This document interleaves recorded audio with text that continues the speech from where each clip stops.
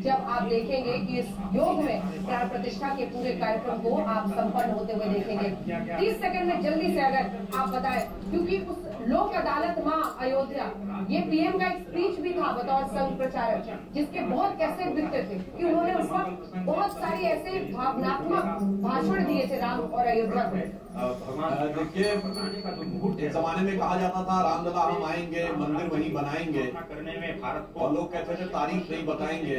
आज तारीख आई, मगर तारीख किस रूप में आई है कि प्रधानमंत्री भी हैं, मुख्यमंत्री भी हैं, राज्यपाल भी हैं, संघ चालक भी हैं। और इतना ही नहीं है अंजना जी, जिस देश ने हम पे हुकूमत की थी उस इंग्लैंड में प्रधानमंत्री के रूप में भी एक सनातनी हिंदू बैठा है। तो मुझे लगता है कि आज तो दिख रहा है कि रामलला हम आएंगे, पीएम सीएम आएंगे, राज्यपाल भी आएंगी, संघ चालक भी आएंगे, और 10 डाउनिंग स्ट्रीट में भी राम का भगत हम पाएंगे।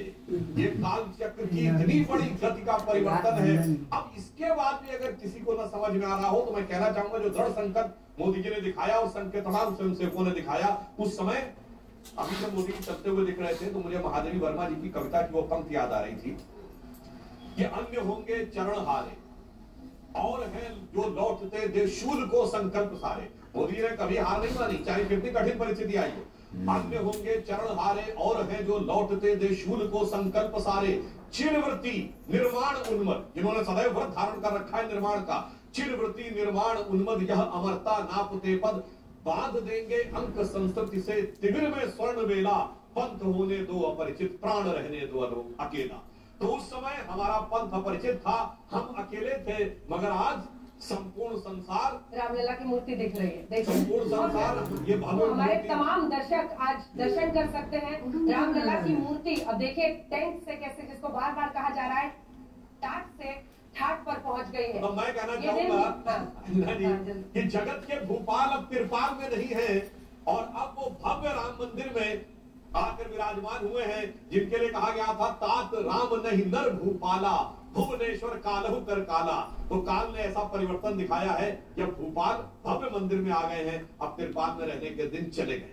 और नरेंद्र मोदी के जीवन में भी अब बतौर प्रधानमंत्री वो दिन आया है। उन्होंने कहा था 30 साल पहले कि मैं रामलला के दर्शन तभी करूंगा, पूजा तभी करूंगा जब राम मंदिर में उन्हें पाऊंगा। ये शुभ घड़ी आ गई है, पूजा उनकी हो रही है। कुछ ही देर में प्राण प्रतिष्ठा, क्योंकि लगभग 12:21 हो चुके हैं। कुछ ही देर में 12:29 8 सेकंड पर 84 सेकंड की प्राण प्रतिष्ठा का कार्यक्रम शुरू होगा, जिसमें 12:31 32 सेकंड पर आप देखेंगे वो पूरी प्रक्रिया खत्म भी हो जाएगी। उसके बाद माना जाता है कि जो स्वर्ण जिनके पीछे वो मूर्ति रखी जाएगी, इनके साथ ही गर्भगृह में दोनों मूर्तियां स्थापित की जा रही हैं। उस मूर्ति को स्वर्ण वर्ण से बनाया गया है, श्याम वर्ण से माफ कीजिएगा बनाया गया है, और जो धनुष है उनके हाथ में वो स्वर्ण है। मतलब एक अद्भुत दिन है ये, खुशी की लहर जिसकी कल्पना आप कर सकते हैं अयोध्या वासी महसूस कर रहे होंगे। जिस अमरत्व की बात कर रहे हैं, अयोध्या अमर था, है और रहेगा। लेकिन चित्रा, ये क्षण, ये 2024 का वर्ष और इन वर्षों को जो कुछ आज हो रहा है, ये सब इतिहास के पन्नों में जाएगा। अंजना, इस वक्त जो मंत्रोच्चार भीतर मंदिर के भीतर चल रहा है, हर एक भारतवासी जो सनातन पर भरोसा करता है उस मंत्र के साथ अपने आप को जोड़कर इस समय देख रहा है। हम सब बीती रात से ही जगे हुए हैं, अयोध्या के अलग अलग हिस्सों में जाकर राम के नाम से किस तरह से अयोध्या गुंजायमान हो रही है, उसका ये प्रतीक गर्भगृह की ये तस्वीरें जो इस वक्त प्रधानमंत्री नरेंद्र मोदी पूजा अर्चना करते हुए दिखाई दे रहे हैं, ये अपने आप में अद्भुत है, ये अपने आप में अदम्य है। और 500 सालों के बाद ऐसा हो रहा है, जब इतने बड़े पैमाने पर, आप जरा सोचिए, किसी ने सोचा भी नहीं था कि 10 साल पहले अयोध्या इतनी ज्यादा बदल जाएगी। हम लोग बचपन में जब यहाँ पर आते थे तो एक उदास अयोध्या रहती थी, एक ऐसी अयोध्या जिसको देखकर लगता था कि न जाने कब यहाँ के भाग्य बदलेंगे। लेकिन अब राम आ गए हैं, अयोध्या के भाग्य बदल गए हैं, और आप देख रही हैं कि प्राण प्रतिष्ठा में किस तरह से प्रधानमंत्री नरेंद्र मोदी जो मुख्य यजमान है, वो पूरी तल्लीनता के साथ 11 दिनों का कठोर व्रत तप किया उन्होंने, और आज पूरी तल्लीनता के साथ 140 करोड़ भारतीयों की भावनाओं को प्रदर्शित करते हुए वो पूजा में इस वक्त पूरी तरह से तल्लीन है, वो पूरी तरह से लीन है। ये जो मंत्रोच्चार हो रहा है, दरअसल ये सिर्फ एक मंदिर या फिर अयोध्या की बात नहीं है। इस मंत्रोच्चार का असर सनातन धर्म के धर्म ध्वजा के साथ ही समूचे विश्व पर पड़ने वाला है। ये जो राम राज्य की बात बार बार कही जा रही है, उसकी जो परिकल्पना है, उसको साकार होते हुए हम सब इस वक्त अपनी आंखों के सामने देख रहे हैं। ये जो मंदिर के भीतर की तस्वीरें हैं, एक एक कण, एक एक क्षण, ये इस वक्त का तमाम सहयोगी बने हुए हैं। मंत्रोच्चार भी आपको सुना देते हैं। एक बार देखिए, गर्भगृह में जो मंत्र इस वक्त पढ़े जा रहे हैं, मंगल घड़ी।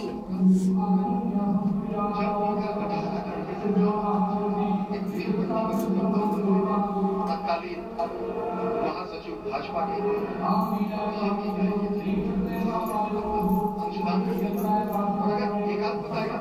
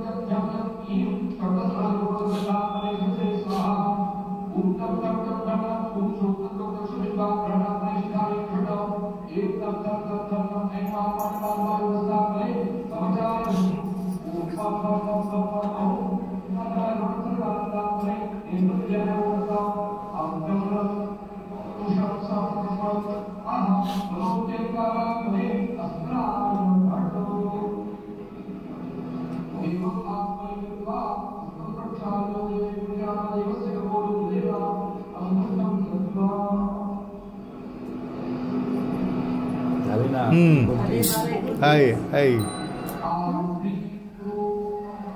8 सेकंद है।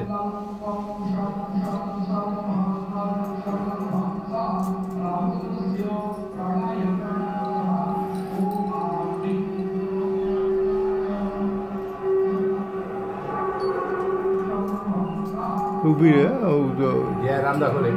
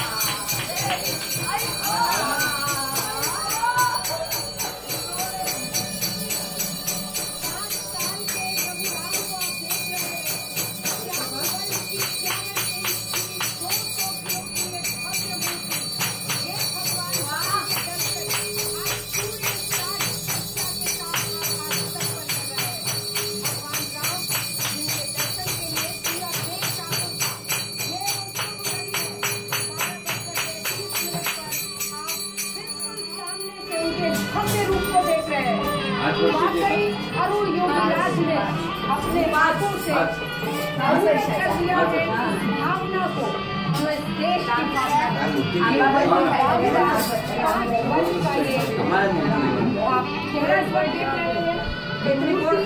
जिसकी साज सज्जा मुकुट भव्य है मुकुट और इसी के साथ आप देख रहे हैं, ये देखिए इन आंखों से छलकती सी ममता, वो बचपना, वो खुशी, वो प्रेम, वो स्नेह, वो त्याग, वो बलिदान, वो सब कुछ जो राम भगवान राम की दर्शक बन रहे हैं आज तक के जरिए। देखिए अलग जो वाक्य देखिए मूर्ति में वो स्नेह का संचार, वो विस्तार रामत्व का, वो पहचान, वो धरती, वो भूमि जिसका नाम भारत है, जहाँ पर आज रघुराम की मूर्ति को देखकर हर कोई धन्य धन्य हो रहा है, कोटि कोटि प्रणाम कर रहा है उस भगवान को जिसके आदर्शों पर, जिसके मूल्यों पर इस विश्व में स्नेह, प्रेम, त्याग का संचार होता है। ये भगवान राम की एक मूर्ति रही है, एक संस्कृति है, धरोहर है, ये पहचान है, ये आगमन है, ये शुभारंभ है, ये नए युग, ये शुभारंभ है नए युग का हिंदुस्तान। आज भारत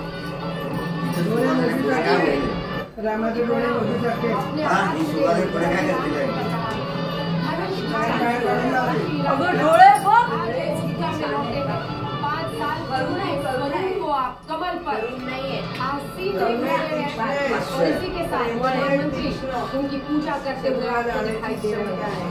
कल्पना से परे है ये वो विश्वास है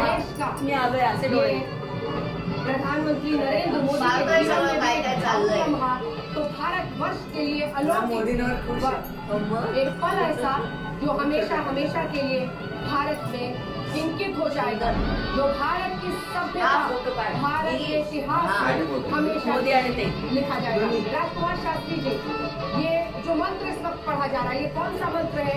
प्राण प्रतिष्ठा, जल्दी से सब कुछ बताइए।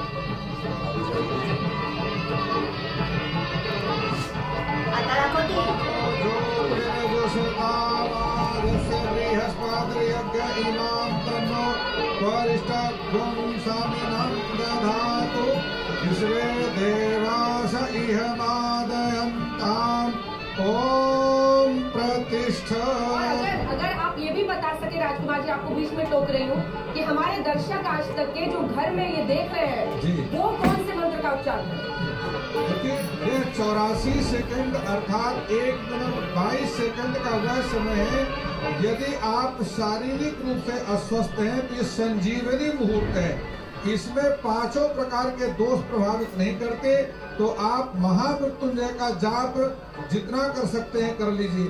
और यदि आपके किसी प्रकार के विकास में, जीवन की उन्नति में व्यवधान आ रहे हैं तो उसका विजय मंत्र है श्री राम जय राम जय जय राम।